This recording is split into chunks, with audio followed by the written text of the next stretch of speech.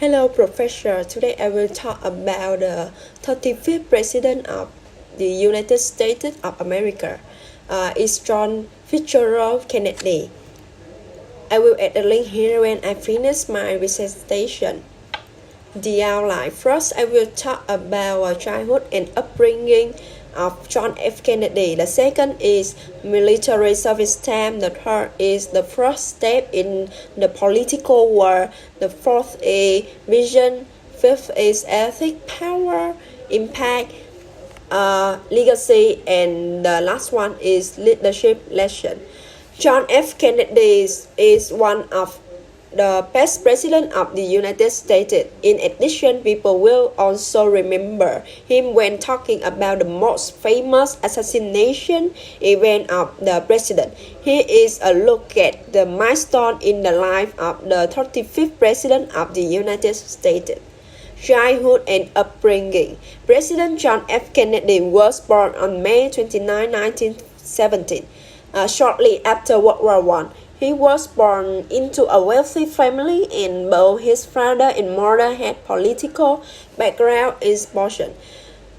Kennedy attended taught school. He then spent a year at the London Institute of Political Economy, majoring in political economy. In 1935, he enrolled at Princeton University but was forced to drop out of school due to illness. The following fall, John enrolled at Harvard University. He spent most of his childhood recovering from chronic or some undiagnosed illnesses. Military service time. After Kennedy graduated from Harvard, the United States entered World War II. His efforts to join the United States Navy were initially thwarted by his poor health. Kennedy participated in the campaign to wrest thousands of islands from Japanese control. Kennedy received the United States Navy and Marine Corps Medal for his bravery. The first step in the political war. After his discharge, Kennedy was elected to the American Association, representing a working-class portion district in 1946. He served 3 terms in the United States House of Representatives. He was re-elected in 1948 and again in 1950. In 1952, he ran for the United States Senate and defeated the incumbent Republican. In 1956, he played serious duty on the post of Vice President. Kennedy announced his intention to run for President of the United States in 1960 on Election Day. November 8, 1960, Kennedy defeated Nixon. Finally, on January 20, 1961, John F. Kennedy was sworn in as the 35th President of the United States. Since the day President Kennedy was assassinated, he has only sat in this position for 2 years and 10 months. If this unfortunate incident had not happened, President Kennedy could have done more for America at that time. The vision, new frontier. A president will be effective if he has a compelling vision of the future of America. So, how has John F. Kennedy's vision been expressed in each year of operation? John F. Kennedy presented the concept of new frontier for the first time at the 1960 Democratic Convention.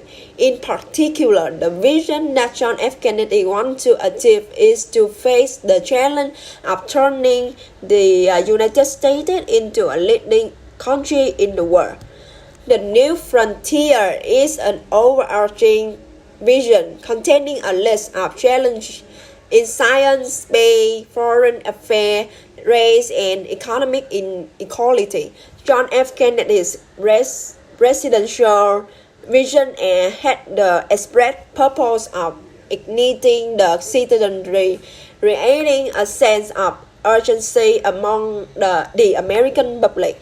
New Frontier is the broad coherent presentation of John F. Kennedy's vision. John F. Kennedy is committed to peace with the Soviet Union. In addition, his vision is also reflected in his altruism and thinking about his country more. He wanted to move toward peace not as a sign of weakness but to emphasize the threat of nuclear annihilation. John F. Kennedy supported the ideal part of its vision of America within a few months by public initiative. The establishment of the Peace Corps in February 1961, the goal of the Peace Corps project in the development of health, agriculture, and education globally is to show the world that America is benevolent and merciful. About Moon Project. Through this project, John F. Kennedy's vision of America designed to improve can be seen. Highly competitive, doesn't want an America that comes second in anything. The project is a huge undertaking of financial resources. John F. Kennedy calls it an incredible sum of money. He believed that the American people will be willing to sacrifice extra tax dollars. On the morning of July 20, 1969, the United States marked a major milestone when it was the first country to ban flag on the moon. About ethics, most of vision that John F. Kennedy offered in his speech are ethical in them. John F. Kennedy is also known as one of the moral leaders. Much of Kennedy's virtuous action is through his advocacy of all people. America accepts the citizenship of African American and other people of color skin, mostly concentrated in the South. On June 11, 1963, in one of his speeches, Kennedy said, "If an American, because his skin is dark, cannot enjoy full and free life," the president said in his address that evening, "then who among us would want to have the color of skin change and stand in his place?" Thanks to this virtuous act, he was able to win the presidency. Power. Kennedy showed expert power, especially in negotiation, very clearly when he knew how to lead his people in the Moon Project or how he mobilized African Americans to vote for him. There's a word from him that I really like. Ask not what your country can do for you. Ask what you can do for your country. With this one sentence, he helped the American people come together for the future of America. As for legitimate power or referent power, it's clear that when he is the president of a country, his power is great, but he still tries to do the best for his citizens. From the time he was a candidate, he also did this through his act of combating racism. On the issue of empowering other leaders, it was demonstrated by ordering the implementation of the plan to invade Cuba. Although this was a stand on the foreign policy of the Kennedy administration, the president took full responsibility for his part. Impact. It can be seen that in dealing with peace issues inside and outside the United States, he has done very well, considering the issue of economic as well as political settlement. It is really worrying when the actual rate to the time he took the position was still very high at 6.8%.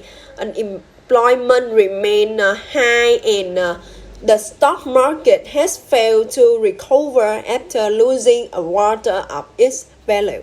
He then made the decision to cut income tax from 20 to 91%, ranked to 14 to 65%, and the corporate tax rate from 52% to 47%.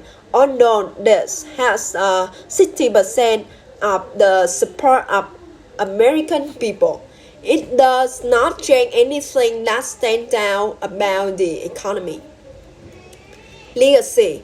A man may die, nations may rise and fall, but an idea lives on.